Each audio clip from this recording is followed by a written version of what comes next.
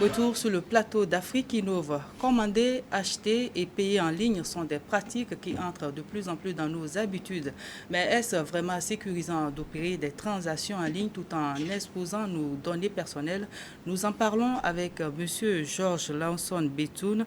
Il est ingénieur certifié Google. Merci d'avoir répondu à notre invitation. Merci, Madame Diabo. Alors, est-ce que télécharger ce type d'application sur des sites non officiels sont des facteurs d'exposition au piège des cybercriminels, par exemple?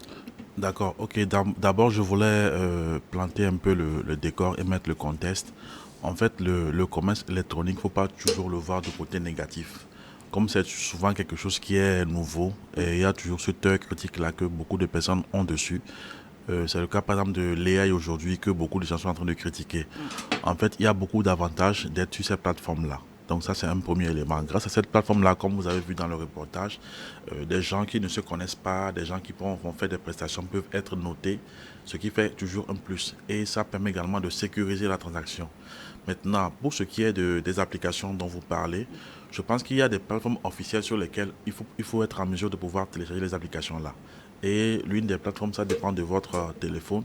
Il y a le Play Store pour ce qui est des Android et aussi la plateforme aussi des iPhones également. Ils ont aussi leur place où on peut aller télécharger les applications de manière sécurisée et fiable. Alors, est-ce qu'on est vraiment en sécurité derrière nos claviers en utilisant des fois nos données personnelles et surtout à travers les opérations et les transactions économiques? Alors, vous parlez de données. Quand on parle de données, je pense qu'il faut essayer aussi de circonscrire quand on parle de données. Parce qu'il y a plusieurs types de données. Aujourd'hui, qu'on le veuille ou non, nos données sont exposées. Je crois qu'il y a l'application qui est bleue là, quand on vous appelle, ça sort le nom de la personne. Le nom vient d'où vous ne savez pas. Donc, c'est que forcément, il y a votre information quelque part qui est liée à votre numéro. C'est ça qui fait que quand vous appelez, on peut déjà voir votre nom. Donc, aujourd'hui, ce qui est important de savoir, c'est quelle information vous voulez donner sur vous, sur la plateforme. Souvent, les plateformes, avant de s'enregistrer, vont vous donner des informations. Donc, c'est à vous d'être, aguerri pour savoir quoi donner comme information et quoi ne pas donner comme information. Ça, c'est très important par rapport aux données qu'on fournit sur les plateformes-là. Alors, comment assurer sa sécurité numérique en tant que prestataire ou bien client sur les différentes plateformes? Alors déjà, comme je l'ai dit, il y a des niveaux d'information. Ça, c'est important. Par exemple, quelqu'un qui connaît juste votre nom et votre numéro, ça, c'est une information que tout le monde peut avoir accès. Maintenant, quand il s'agit de la sécurité, il faut maintenant venir, par exemple, aux informations bancaires, aux informations financières vous concernant. Par exemple, votre code Timoni ou bien Miss Bayas ou bien Flous, c'est des codes qu'on ne peut pas, par exemple, mettre sur une plateforme. Votre carte bancaire, ce sont des informations, par exemple, qu'on ne fournit pas sur une plateforme. Donc, il faut faire attention par rapport au niveau d'information qu'on fournit. Maintenant, sur cette plateforme-là, il y a souvent ce qu'on appelle des agrégateurs qui sont un pont entre vous et la plateforme. Donc, ce sont les agrégateurs-là qui servent pour vous comme un coussin de sécurité en cas de problème.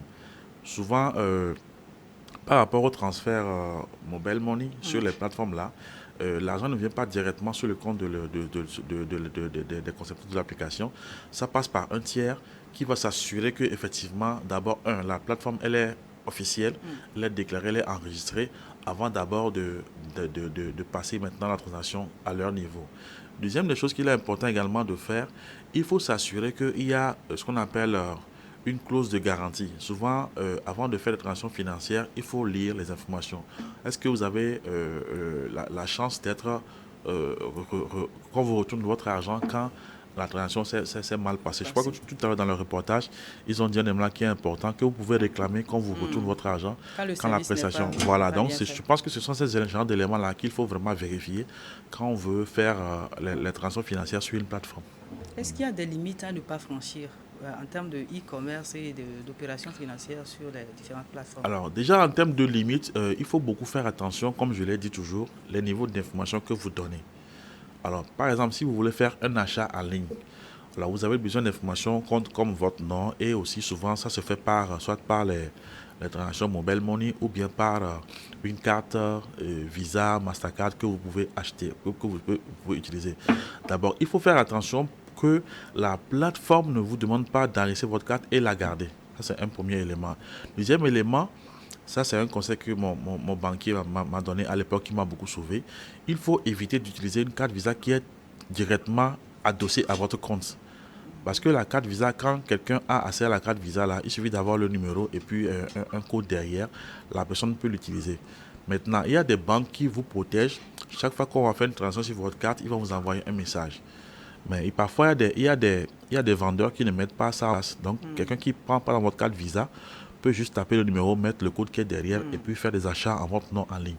Donc, il y a ce genre d'éléments-là qu'il faut essayer de tenir compte quand on veut faire les transactions en ligne. Et comme je le dis aussi, faites attention au niveau d'informations que vous voulez donner sur vous, sur les plateformes-là. Alors, Monsieur Lanson, je pense qu'on est pratiquement à la fin. Est-ce que vous avez un dernier mot à l'endroit de nos Alors, téléspectateurs? oui, alors d'abord, j'encourage vraiment les jeunes à se lancer sur les plateformes d'e-commerce et aussi dans ce genre de solutions innovantes-là. Parce qu'aujourd'hui, grâce au e-commerce, on peut être ici au Togo et avoir accès au marché mondial, pas uniquement le marché togolais pour les 8 millions que nous sommes ici au Togo. On peut être ici avoir un marché, vendre en Côte d'Ivoire, même dans le monde entier. Donc, c'est vraiment un grand avantage. Maintenant, deuxième élément qu'il faut prendre en compte également, c'est de sécuriser les informations qu'on donne sur nous sur ces applications-là. Et je pense que souvent, les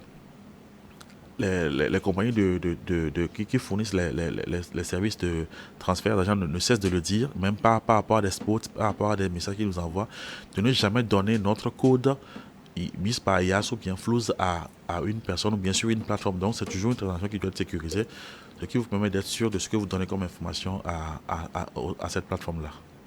Merci à vous pour toute cette précision. Mesdames et messieurs, c'est déjà la fin de votre émission. Merci de nous avoir suivis. Je vous rappelle que nous étions en compagnie de Monsieur Georges Lanson Betoun, ingénieur certifié Google. À très bientôt pour un autre numéro d'Afrique Innove.